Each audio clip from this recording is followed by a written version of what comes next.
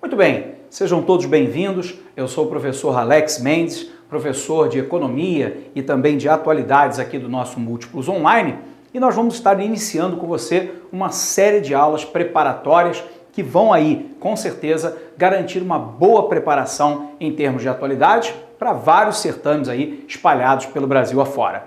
Para a gente não perder, então, muito tempo nesse início, vamos lá, direto para o nosso primeiro assunto. Nós vamos falar um pouquinho para você a respeito da Guerra das Malvinas. Para a gente tentar entender essa questão, eu gosto muito de fazer uma linha do tempo, que permite ao aluno entender os antecedentes, o fato em si e as possíveis consequências em termos de futuro.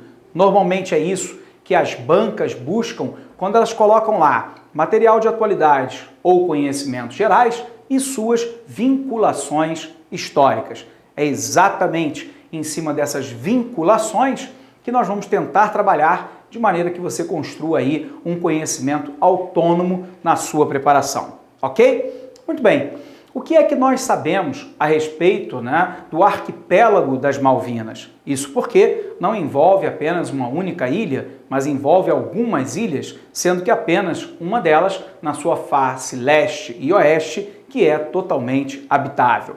Vamos tentar compreender essa questão. Recorde-se você que durante uma determinada fase do capitalismo mundial, que vai do século XVI até o século XVIII, nós vamos ter a presença na área das Américas das navegações ultramarinas. Navegações essas realizadas prioritariamente pela Península Ibérica. Portanto, nós estamos falando de Portugal e de Espanha. O objetivo-chave de Portugal e de Espanha era descobrir novas terras que pudessem ter ouro, prata e pedras preciosas para uma acumulação primitiva de capitais e, assim, para o enriquecimento da metrópole. Recorde-se você, então, que na região das Américas nós tivemos uma presença intensa não só de espanhóis, mas também de portugueses no Brasil e de outros grupos, como, por exemplo, os holandeses, mas também franceses e britânicos. Nesse primeiro momento, então, nós vamos poder observar que o arquipélago das Malvinas, que os ingleses denominam de Falklands, serão dominadas a partir desse processo do capitalismo comercial, que se expande para o capitalismo industrial entre o século XVIII e finalzinho do século XIX, e que, portanto, o arquipélago das Malvinas será então dividido entre duas grandes potências da época. De um lado, os britânicos e do outro lado, a Espanha. Recorde-se você que a Espanha foi a colonizadora das terras platinas e, portanto, a colonizadora daquele país que hoje nós denominamos de Argentina. Recorde-se você que a gente vai poder observar que a Espanha, por sua vez, havia adquirido o controle de parte das Malvinas através de uma venda que foi realizada pela França. Sendo assim, os britânicos e os espanhóis dominaram o território das Malvinas, ou Falklands, até o início do século XX. Nesse processo, nós sabemos que a Argentina se transforma num país independente e aí passa a reclamar a possessão espanhola em cima das Malvinas como um território seu, já que a Argentina seria pretensamente a sucessora da Espanha no domínio dos territórios. Essa posição não foi aceita pelos britânicos e os britânicos, então, ocuparam a totalidade do território das Malvinas. A primeira pergunta que talvez você me faça seria: mas professor, qual é a importância das Malvinas?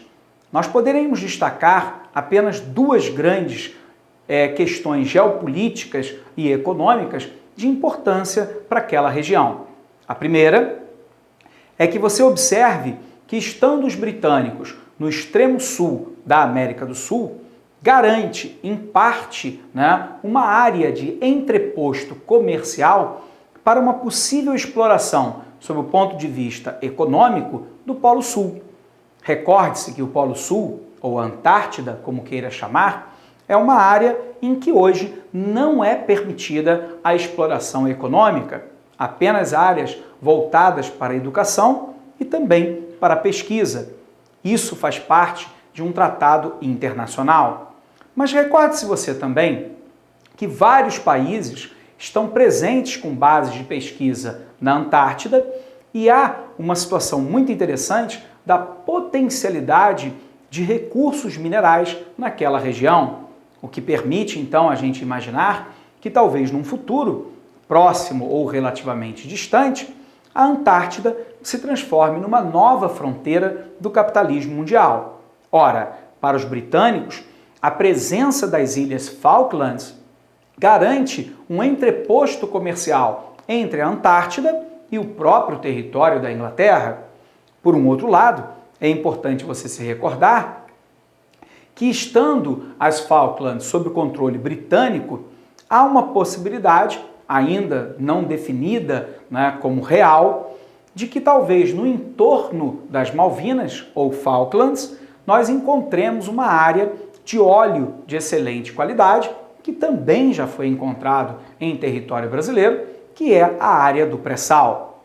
Recorde-se você que o pré-sal é uma área entre 5.000 e 7.000 metros abaixo da lâmina d'água, portanto, abaixo de uma camada de sal no assoalho oceânico, no fundo do mar, que, dadas as condições de temperatura, também de pressão e ainda da ausência de oxigênio, formaram um petróleo de excelente qualidade, chamado genericamente de petróleo leve.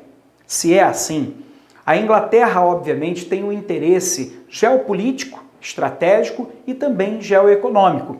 E, nesse sentido, este é o mesmo interesse que a Argentina tem. A disputa mais contemporânea pelo território das Malvinas Falklands vai acontecer lá na década de 1980, quando a Argentina estará vivendo uma ditadura comandada pelo general Leopoldo Galtieri. Recorde-se você que é muito comum que as ditaduras, quando estão perdendo o apoio interno à sua manutenção no poder, tendem a criar uma válvula de escape, que pode ser uma válvula de escape armada, uma guerra, ou ainda uma válvula de escape econômica. Sendo assim, Leopoldo Galtieri resolveu retomar o controle das Malvinas num arroubo nacionalista, impondo então uma derrota à pequena quantidade de homens britânicos que defendiam a ilha. Nesse momento, estava sob o controle da Inglaterra a primeira-ministra Margaret Thatcher, chamada de Dama de Ferro, e ela determina à esquadra inglesa a recuperação do território das Malvinas. Sendo assim, inicia-se então uma guerra que ficou conhecida como Guerra das Malvinas. Num curto espaço de tempo, as tropas britânicas impõem uma fragorosa derrota ao exército argentino e domina a totalidade do seu território. Desde então, a Argentina reclama junto à Organização das Nações Unidas de que esse local, que está a uma distância relativamente curta em relação ao território argentino, lhe pertence pelo fato de que a Argentina é a detentora das terras que antes pertenciam à Espanha. Algo que nós já vimos não é reconhecido pelos britânicos. E sendo assim, nós podemos observar que ao longo do tempo histórico, essa disputa pelas Ilhas Malvinas não foram além de algumas rixas internacionais. Porém, recorde-se você que a Argentina vive um momento bastante delicado, onde os Kirchner já dominam o país há mais ou menos 8 anos e a tendência é dominar por pelo menos mais 4, já que a presidenta Cristina de Kirchner foi reempossada no poder numa reeleição.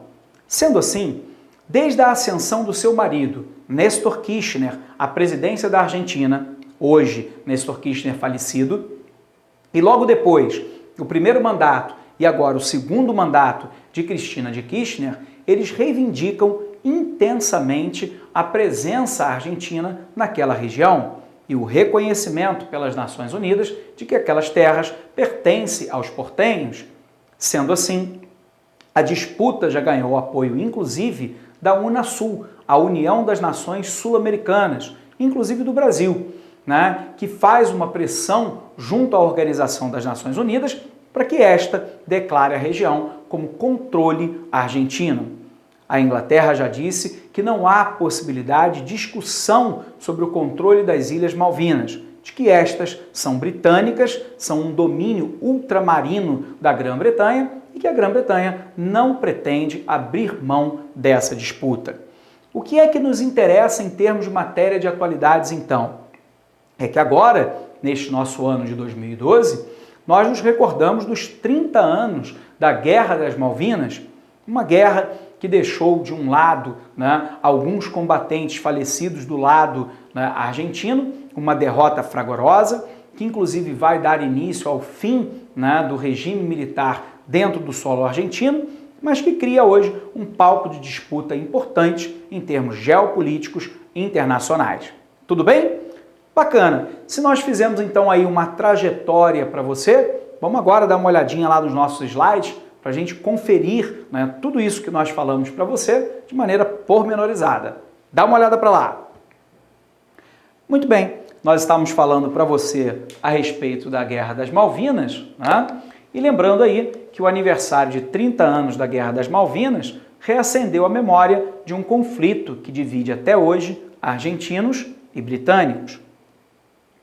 Em fevereiro, o governo argentino pediu a reabertura de negociações sobre a soberania das ilhas e acusou o Reino Unido de militarizar a área após o envio de um navio britânico.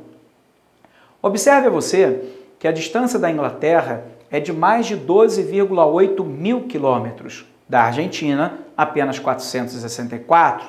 No entanto, observe que a quase totalidade, né, da região do arquipélago é dominado pelos britânicos. A campanha pela retomada das negociações ganhou o apoio do argentino Adolfo Pérez Esquivel, que lidera um documento assinado por um grupo de 6 prêmios Nobel da Paz. Já o Reino Unido, onde o arquipélago é conhecido como Falklands, prepara uma comemoração discreta para lembrar as 3 décadas em que venceu o conflito. A guerra começou em 2 de abril de 82, após a Argentina invadir o arquipélago, que considera sua extensão territorial histórica. O país entende que, ao se tornar independente em 1822, um processo que começou lá em 1816, passou também a controlar as ilhas que pertenciam aos espanhóis. Já os britânicos afirmam que dominam a região desde 1833, quando ocuparam e colonizaram o arquipélago. Muito bem, com isso, né, nós encerramos essa nossa primeira parte da nossa aula falando um pouquinho para você a respeito dos 30 anos da Guerra das Malvinas. Esse é um assunto de geopolítica bastante interessante e muito explorado, né, pelas bancas ao redor do Brasil afora. Tudo bem? Bacana. Então agora nós vamos partir para um segundo assunto que chamou muita atenção nesse nosso ano de 2012, que foi o atirador de Toulouse, na França, que matou alguns militares, né, que notadamente pertenciam, né, a grupos étnicos de outros países, mas que serviam à França, e por um outro lado, também matou um professor, que era também um rabino, e um de seus filhos. Vamos entender essa questão a partir do processo que nós chamamos aí de migratório para a Europa. Se você bem se recorda, lá entre o século XVI, né, e a Segunda Guerra Mundial, o processo migratório no mundo, ou seja, o deslocamento da população pelo mundo, acontecia basicamente do chamado Velho Mundo, ou seja, a Europa, em direção à África, a parte da Ásia e também a totalidade das Américas. Recorde-se você que foram holandeses, mas também franceses, britânicos, portugueses e espanhóis que colonizaram a quase totalidade das terras dentro da América. Esse movimento de chegada de imigrantes vai até mais ou menos a Segunda Guerra Mundial. Quando a Segunda Guerra Mundial acaba, nós percebemos que a Europa estava completamente arrasada, tanto sob o ponto de vista econômico, quanto sob o ponto de vista físico.